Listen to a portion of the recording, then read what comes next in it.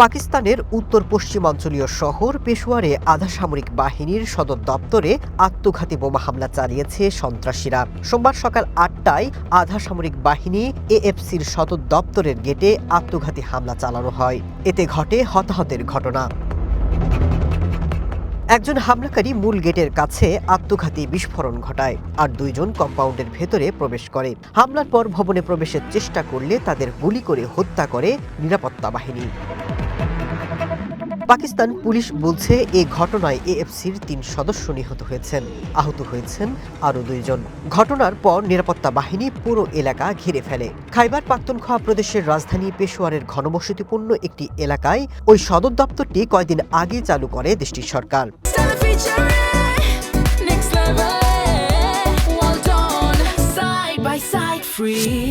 उसके बाद 2 हमलावर ने एंट्री की।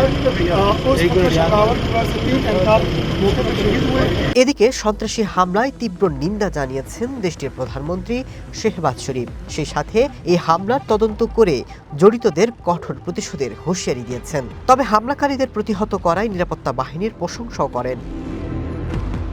সাম্প্রতিক বছরগুলোতে পাকিস্তানে বেড়েছে সন্ত্রাসী হামলা, বিশেষ করে খাইবার পাখতুনখোয়া এবং বেলুচিস্তান প্রদেশে এমন ঘটনায় বাড়ছে উদ্বেগ।